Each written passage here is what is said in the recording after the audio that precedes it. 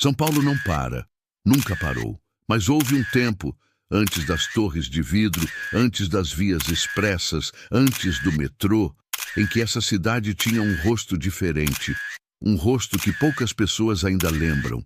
O que você vai ver agora são fotografias reais, imagens originais tiradas entre os anos 1920 e 1990 nas ruas, praças, avenidas e aeroporto desta cidade. Cada uma foi restaurada e animada com inteligência artificial para que você possa sentir o que essas cenas sentiram. A IA não inventou nada, ela só devolveu o que o tempo havia congelado. São Paulo em preto e branco, 1920 e 1960. Palácio do Governo, 1924. O centro de São Paulo ainda guarda uma certa elegância colonial, e esse prédio é a prova disso. O que você vê aqui é o Palácio do Governo, sede do Poder Estadual Paulista. Este era o Largo do Palácio, nome que a praça carregava na época. O jardim fechado, as palmeiras organizadas, a fachada imponente. Poucos sabem que onde hoje está o pátio do colégio, com sua igreja e escola jesuítica, havia exatamente isso, o Palácio do Estado. As construções originais do século XVI tinham sido demolidas no fim do século XIX para ceder lugar ao poder político. Só voltariam a existir, como réplicas, nas comemorações do 4º centenário da cidade, nos anos 1950. Essa foto é real. O jardim que você vê não existe mais. Largo do Palácio e arredores. Anos 1930. Alguns anos depois, o largo mudou. O jardim fechado sumiu. As reformas viárias que acompanharam a construção do viaduto Boa Vista precisaram de espaço. No centro da praça, um monumento, Glória Imortal, aos fundadores de São Paulo, inaugurado em 1925. Ao fundo, o edifício Rolim, uma daquelas construções que a maioria das pessoas passa sem nunca notar. A cidade já crescia, mas ainda havia espaço para respirar. Praça do Patriarca, décadas de 1910-1920. A Praça do Patriarca foi inaugurada em 1912, mas só ganhou esse nome 10 anos depois, em 1922. O destaque é o Lampadário Central, projetado por Ramos de Azevedo, o arquiteto que deixou mais marcas físicas em São Paulo do que qualquer outro de sua geração. Ele seria removido em 1940, durante as obras para a Galeria Prestes Maia. Ao redor dessa praça, funcionaram casas comerciais que definiram a memória afetiva da cidade. A Casa São Nicolau, a Casa Fretim, o Mapim, o José Bonifácio de Bronze, que hoje ocupa o centro, só chegaria em 1972. A praça que você vê aqui já não existe desta forma, mas existiu. Avenida São João, trecho da Líbero Badaró, a Broadway paulistana. Era assim que chamavam a Avenida São João. Cinemas, restaurantes, bares, teatros, tudo numa faixa de alguns quarteirões que concentrava a vida noturna de uma São Paulo que ainda cabia em si mesma. Nesse trecho perto da Líbero Badaró, observe os bondes em primeiro plano e repara naquilo que parece um detalhe insignificante. Uma bomba de combustível bem no meio da praça. São Paulo, nos anos 20 e 30, ainda estava inventando sua própria infraestrutura, improvisando o futuro em tempo real. O vale que você não vê nessa foto, o famoso buraco do Ademar, ainda nem existia. O cinema central que aparece ao fundo seria demolido para abrir espaço para ele. Avenida São João, antes da Avenida Ipiranga. Essa imagem é anterior à Avenida Ipiranga que conhecemos hoje. A pequena praça à direita era o início da então Rua Ipiranga, uma rua comum, estreita. Só em 1934 ela seria ampliada, duplicada, transformada em avenida até desembocar na Consolação. E lá no fundo, olha com atenção, a Zona Norte, a Serra da Cantareira, sem prédios, sem construção, absolutamente despovoada. São Paulo, naquele momento, ainda tinha horizonte. Monumento à Independência. Ipiranga, 1955. 1955. O monumento à independência no Ipiranga. E o que chama a atenção não é o monumento em si, mas o que está ao redor dele. Trânsito intenso. Ônibus, carros, movimento. Não havia isolamento. Não havia parque fechado ao redor. Era um lugar público no meio do fluxo urbano. As pessoas chegavam de carro, de coletivo, a pé. Em destaque nessa foto, duas Chevrolet Suburban Woody de 1952 funcionando como carros de praça, o que hoje chamamos de táxi. Ficavam estacionadas na Praça da República e levavam pessoas a pontos turísticos da cidade, incluindo o Museu Paulista. Rua Líbero Badaró à noite, entre 1927 e 1932. Fotografias noturnas antigas são raríssimas.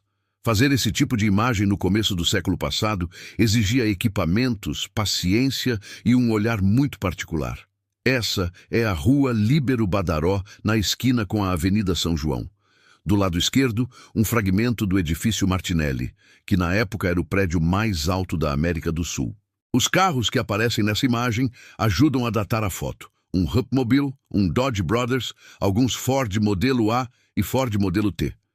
Isso situa a imagem entre 1927 e 1932. Olha a luz, o reflexo no asfalto molhado. São Paulo tinha elegância à noite. Teatro Municipal, década de 1930. O Teatro Municipal dispensa a apresentação.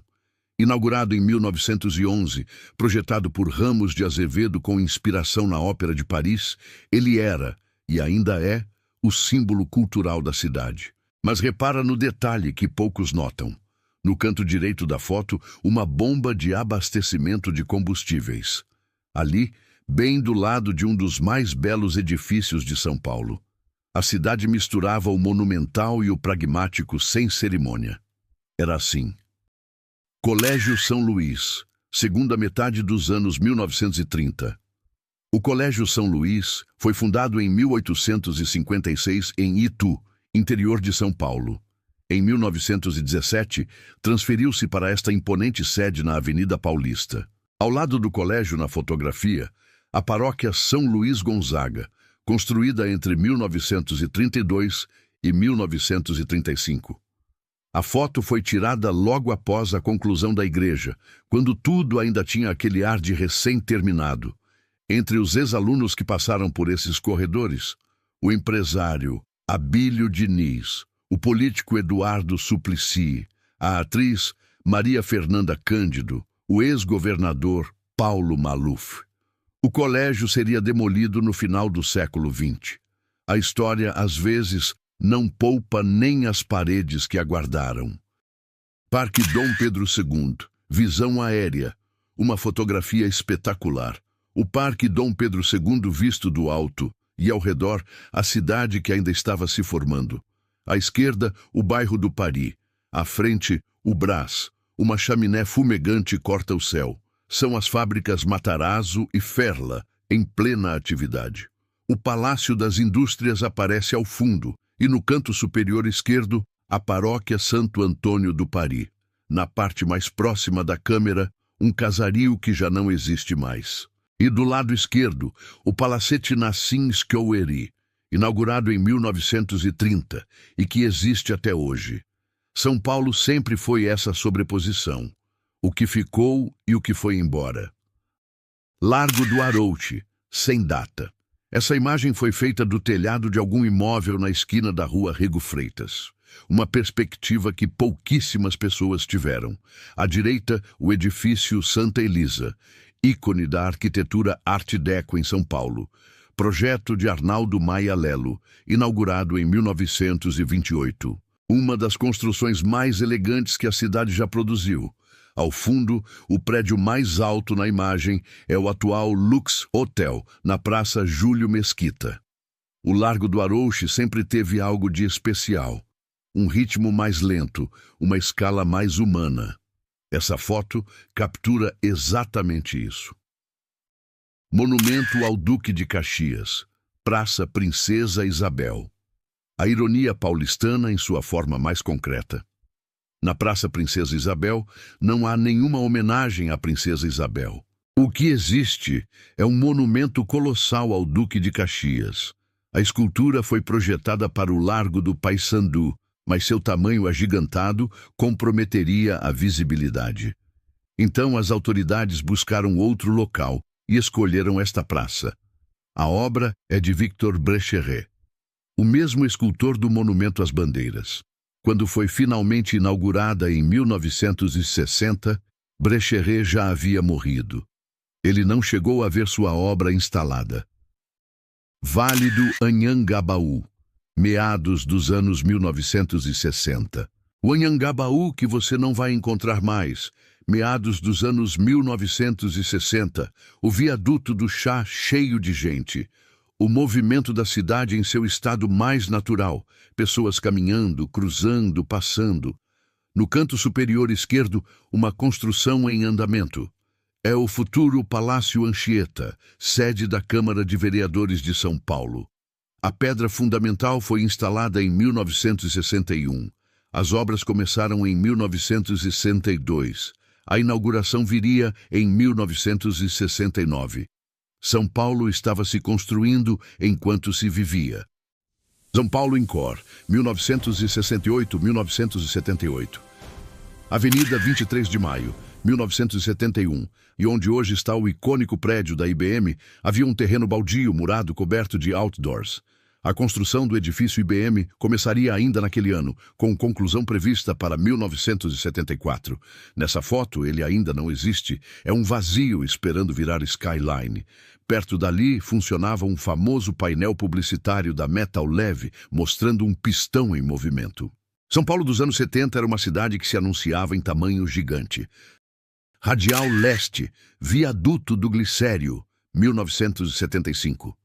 Vista aérea da Radial Leste no trecho do Viaduto do Glicério, 1975. À direita, a antiga tecelagem Penteado, nos seus últimos anos de funcionamento na Baixada do Glicério. Essa área inteira seria vendida e depois se transformaria na sede da igreja Deus é Amor. À esquerda, a Igreja Nossa Senhora da Paz. Ao lado, a antiga fábrica de cigarros Sudã.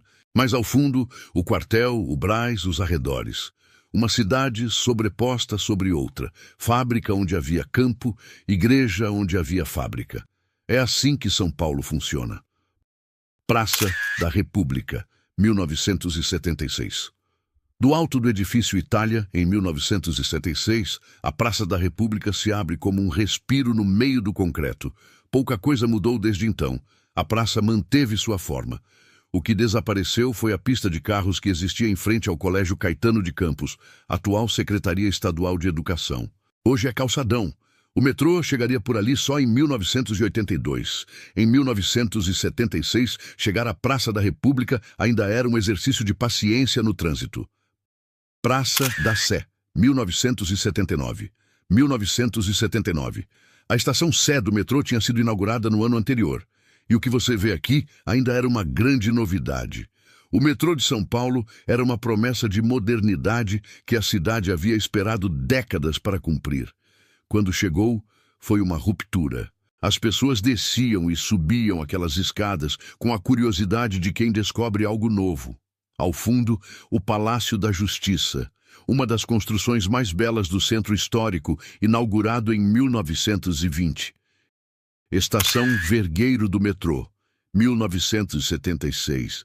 A Estação Vergueiro, cerca de um ano após sua inauguração, 1976. O metrô ainda era novidade, e a arquitetura dessas estações também. Linhas retas, concreto aparente, letreiros limpos. Uma cidade tentando parecer com o futuro que imaginava para si mesma. Ao fundo, a paróquia e colégio Santo Agostinho, que estão lá até hoje como testemunhas silenciosas de tudo que passou. Liberdade, Viaduto Cidade de Osaka, 1978. Liberdade, 1978. A Rua Galvão Bueno, no trecho do Viaduto Cidade de Osaka. Uma cena cotidiana. Pessoas andando, bairro funcionando. A Liberdade já era, naquela época, o coração da comunidade japonesa em São Paulo. E os letreiros, Os rostos, os detalhes arquitetônicos contavam essa história em silêncio. Avenida Liberdade, 1978. Avenida Liberdade, no sentido da Praça Dr. João Mendes, e lá ao fundo, a parte traseira da Catedral Metropolitana de São Paulo. Esse trecho é um dos que menos mudou em décadas. Os sobrados antigos do outro lado da avenida resistiram. A escala humana resistiu. Em São Paulo, cada sobrevivente arquitetônico é uma vitória. Avenida Cruzeiro do Sul, Zona Norte, Santana, 1977. O trecho final da Avenida Cruzeiro do Sul no sentido bairro. E olha o colorido dos automóveis. Fusca dominando a paisagem. Era o carro do Brasil dos anos 70. Ao fundo, a estação Santana do metrô. E a escola estadual Padre Antônio Vieira. Uma São Paulo que ainda tinha bairros com identidade própria, onde cada zona da cidade tinha seu próprio sotaque. Avenida Ipiranga, o trecho final da Avenida Ipiranga, entre as ruas Major Sertório e Consolação, 1978. Os prédios que aparecem nessa foto estão todos lá até hoje. O que mudou foram apenas os ônibus e os carros, e o trânsito, que só piorou. Em destaque, os ônibus Mercedes-Benz, o 362, da extinta CMTC, a Companhia Municipal de Transportes Coletivos, e ao fundo, o Hotel Hilton, que hoje abriga o Tribunal de Justiça do Estado de São Paulo. Avenida São João, poucas semanas antes do Natal de 1978. A Broadway paulistana em sua versão festiva. A publicidade de Natal do Mapping domina a cena. A loja de departamentos que por décadas foi referência absoluta de consumo em São Paulo. O Mapping fechou em 1999 e repara no táxi, um Ford Maverick. Naqueles anos, o Maverick era presença constante nas ruas paulistanas. Rápido, barato de manter, queridinho dos taxistas. Avenida Paulista, Hospital Santa Catarina, Avenida Paulista, 1978, na altura do Hospital Santa Catarina, no sentido da Rua da Consolação. E aqui está um detalhe que só quem prestou atenção notou. No semáforo, um Fusca trabalhando como táxi-mirim. O táxi-mirim era um serviço diferenciado, sem banco dianteiro de passageiro, tarifa ligeiramente mais baixa. Uma solução criativa para uma cidade criativa. Avenida Paulista, calçada do Banco Itaú, 1978. A calçada do Banco Itaú na esquina com a rua Frei Caneca. E em primeiro plano, 4 mulheres, cada uma com seu estilo, seu figurino dos anos 70. É a moda de uma época. Saias largas, blusas coloridas, cabelos trabalhados, uma elegância cotidiana que as pessoas usavam sem saber que estavam sendo fotografadas para a história. E ao fundo, a Banca Paulista Cinto, que existe até hoje. E mais ao longe, o Conjunto Nacional. O Aeroporto de Congonhas, 1936-1990. Em um trecho ainda quase rural da cidade, chamado Vila Congonhas, foram abertas as primeiras pistas de pouso e decolagem de São Paulo. Nos primeiros meses, o lugar foi chamado de Campo da VASP, a companhia aérea que operou seus primeiros voos. Depois, o governo estadual comprou o terreno e deu o nome definitivo, Aeroporto de São Paulo. O que se seguiu foi uma história de crescimento paralelo. A cidade cresceu. O aeroporto cresceu junto. Vista aérea, década de 1990. Esta é uma imagem real, tirada do alto na década de 1990, quando Congonhas já era o coração do transporte aéreo paulistano.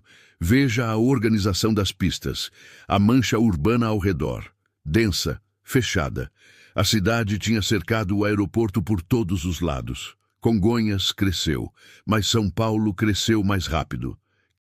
Carros diante do aeroporto, o início dos anos 70 e esse colorido de automóveis, tão diferente do cinza uniforme que domina os estacionamentos de hoje. Esses carros eram novos, esses modelos saíam das fábricas. As pessoas que chegavam aqui carregavam malas de couro, usavam ternos e vestidos para viajar. porque viajar de avião ainda era um evento. O aeroporto ao fundo era símbolo de uma São Paulo que acreditava no futuro. Pista. Aviões da Varig. A Varig. Quem viveu aquela época sabe o que esse nome significava.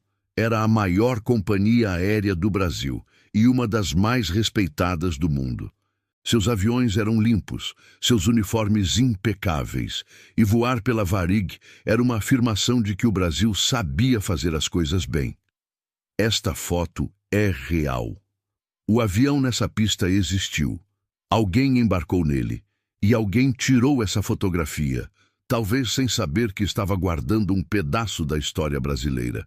A Varig quebrou em 2006. Esse avião se foi. A foto ficou. VASP na pista. Clássica. A VASP. Viação Aérea São Paulo. Nascida aqui, crescida aqui. Foi ela que deu nome ao aeroporto nos primeiros meses. Campo da VASP, antes de tudo ganhar o nome oficial. Ver esse logotipo na fuselagem é ver a identidade da cidade impressa em metal. São Paulo voando com seu próprio nome. Pista, embarque. Esse era o ritual. Descer do carro, atravessar o pátio, subir a escada. Não havia passarela. Não havia corredor climatizado. O passageiro sentia o vento, ouvia o motor de perto, sentia o cheiro de querosene no ar. Voar era uma experiência corporal. Você não apenas ia de um lugar para outro, você partia. Café e o mirante do aeroporto. Esse café existiu de verdade, e quem o frequentou nunca esqueceu. A vista era espetacular. As pistas à frente, os aviões pousando e decolando, a cidade ao fundo. Era possível sentar, pedir um café e simplesmente observar. Num tempo sem telas e sem distrações, as pessoas olhavam para o mundo, e o mundo, às vezes, era um avião subindo devagar até desaparecer no azul. Aeronave da Varig. Plano fechado. Existe uma elegância nessa imagem que vai além da aeronave. O design daquela época tinha intenção. Cada linha, cada cor, cada fonte tipográfica dizia algo. Dizia, somos profissionais. Dizia, pode confiar. Varig, comissárias e um Vickers Viscount. O Vickers Viscount, um avião de hélice a turboprop elegante e confiável que marcou a aviação comercial dos anos 50 e 60. E as aeromoças, com uniformes precisos, postura estudada.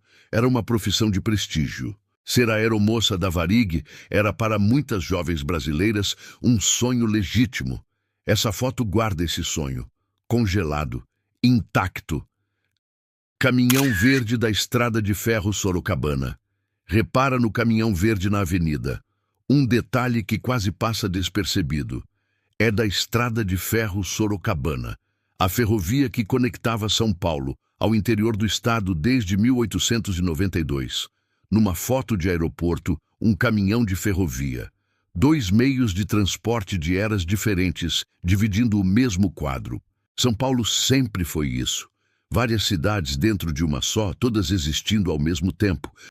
Observando os pousos e decolagens, não há nada de extraordinário nessa foto. E é exatamente por isso que ela é tão bonita. Uma pessoa, parada, olhando para os aviões. Não estava indo a lugar nenhum, só estava lá, presente, olhando para algo que a fascinava. Quantas pessoas fizeram isso ao longo das décadas? Quantas histórias começaram ou terminaram nesse gesto simples de parar e olhar para o céu? Dos anos 1970, final dos anos 70. O Brasil que aparece nessa foto está prestes a mudar. Os anos 80 virão com crise econômica, inflação, transições políticas. O aeroporto continuará funcionando, como sempre funcionou, mas o país ao redor será outro. Essa foto não sabe disso ainda. Ela só registra o que é. Um aeroporto em funcionamento, uma cidade que não para, um céu que sempre esteve aberto. 37 fotografias, 37 momentos que alguém teve o cuidado de preservar. Ruas que mudaram, prédios que sumiram, empresas que fecharam, pessoas que não estão mais aqui, mas as fotos ficaram. e a IA devolveu a elas o movimento que o tempo havia tirado. Se você chegou até aqui, obrigado. Essas cidades existiram.